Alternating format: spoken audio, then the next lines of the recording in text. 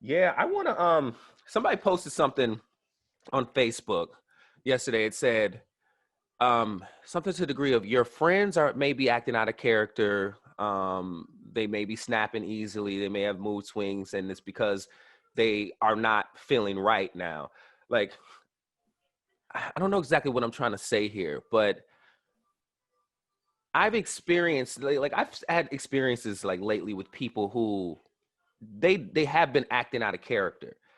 And the person was saying, you should be more compassionate with that person. If you need to walk away gently, but don't put extra added stress and pressure onto this person because they're not behaving the way that you um, expect them to. What do you have to add or offer to that statement right there? I, I think the statement is 100% correct. People are not um, reacting and responding in their typical way, and it's because they're not okay. It's because we're all going through a phase of transition. We're trying to find what our new normal is, what our new normal is within ourselves, within society, at work, at home, for our kids. And so with that, we're kind of lashing out. And so it's important to give your friends and family space to lash out and not take it personally. But it's also important to recognize when to step in and offer support. So it's not that you have to just back away and say, oh no, they're crazy. I ain't got no time to be dealing with them. It's like, you know what, I'm going to give them a day, 24 hours, 48 hours, and just let them come to terms with whatever they're dealing with. And then reach in and say, yesterday you said ABC, and I just want to follow up on that. But then also follow up on how can I support you? And and that's an open-ended question that is a struggle to ask, if how can I support you, because the person doesn't really know how you can support them. So it's better to come in with a closed question of not how can I support you, but can I bring you dinner? Can I have dinner delivered? Can I have breakfast delivered for your kids? Can I help your kid with their homework today? Specific issues that you know your strengths are, so that you can take something off their plate so they can have that extra hour, that extra moment to focus on what it is they want to become, because we're all becoming somebody new. It's not just we're getting a new president, we're getting a new vaccine and COVID's going away. Like, we're all becoming new persons. This make me just kind of inspire this idea. And I think people in their own community should do this, right? Like, um, I don't know if you experienced this because I don't know if this was around when you had your child, but we use something called Meal Train, where basically what you do is when you're about to have a baby or a surgery or something, you like have all your friends sign up and bring meals. That shit saved our lives. Mm-hmm. Because one, this was our first child. We did not know how much you're not gonna eat or sleep. Yeah. And like it was like 3 to 4 times a week, people coming by just dropping off bags of food and home cooked meals and things like that. And it was like, man, when you're kind of going through a depressive episode or you're kind of feeling something, it'd be kind of good for your community, whatever that is, to maybe have some sort of check-in system. Maybe you got a Google Yeah. Doc or something, and you can send out to your people, hey, I don't want to talk about what's going on, but I'm not really getting up and cooking right now. You know what I Mm-hmm. mean? The baby is not getting changed as much because it's hard for me to get out of bed. Like, maybe that's something that different communities within your respective community can start doing some sort of check-in. In my support group, one of the fellas, his mom just died, like from COVID and cancer. And, I immediately took out I started messaging folks, and we put together $100 and we bought some Uber Eats gift cards so he can like be able to order food and stuff like that. He did that without asking, but maybe if we set up some sort of thing so people can do that for each other, especially right now, especially because money's about to get low. Shit, I need $20 worth of groceries. I need some milk. Like, Right, right. One big thing that I am constantly telling those that I talk to, and I preach it all the time, is create your accountability circle, and create it now while you're healthy. And when you're creating your circle, talk to the people in your circle and recognize what their strengths are, so that you have the people you can go to when you need to go to them. And establish with them your code words, your statements, so that there's not much communication, because when you're in that space, you can't communicate. It's not that you don't want to, you physically can't do it. So it's important, you know, right now texting is big. So, you know, establish that when I text you an emoji of a saxophone is when I need you to come in the clutch and have dinner delivered tonight because I'm drowning over here.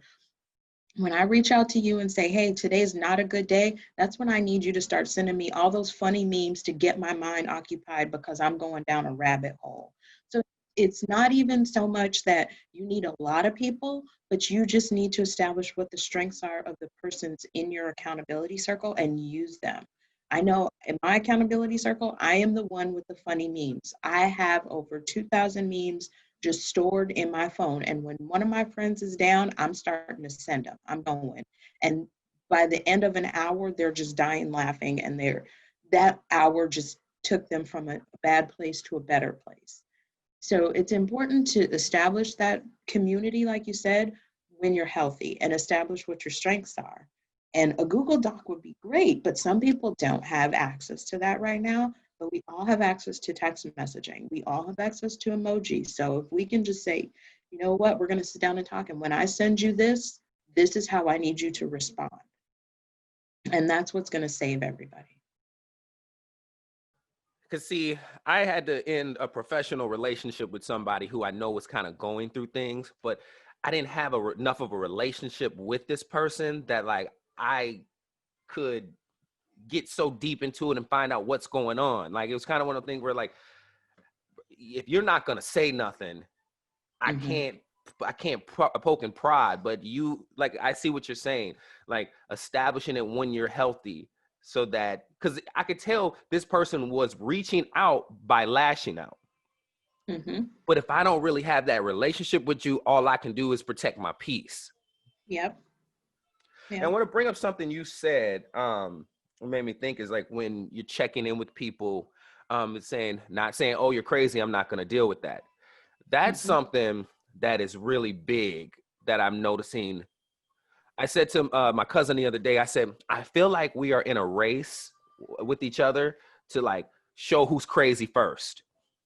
Mm-hmm. Right? Like, you ever seen people who, like, you both got some toxic ass traits that you that you exhibit, but you're sitting there, you can see them watching and kind of doing little manipulative things so that this person lashes out first, and you can be like, well, see, they're crazy. Mm-hmm. Mm-hmm. Mm-hmm. Can you talk more about that? Like, because I see that a lot. Like, and we're always trying to diagnose each other, and we don't even know how to diagnose each other. We're not qualified to do that. Right, right. I think it's just a manipulation tactic that as a society has been placed on us to make us feel better by making someone else feel worse. So if you're crazy, then I can't be diagnosed as crazy because you're first. So even if I come and do it after you, it's in response to you. It's not because I'm crazy. It's in response. So I think that's just what everybody's chasing after, is making the next person feel less than so that they can feel better than. Um, when in reality, it's not causing us to grow. It's just pushing the next person further down. We're still at the same level. I'm just above you at the same level. And I think that's what we have to realize in that, is that I'm not growing above you. I'm just at the same level. So would you say, if you have people like that in your circle, because it's usually the ones closest to you that affect you the most, would you say it's best to create distance and separate from those type of people? I think it's important to protect yourself, but I don't think you need to separate yourself. I still think you need to have a relationship and be responsive to them, but you need to do it within your boundaries, not within their boundaries. And that's what creates the difference. Is it's going to be what I am capable of giving to you when I'm capable of giving it to you. And that may not be when you need it or want it or receive it, but it's when I'm ready to give it to you.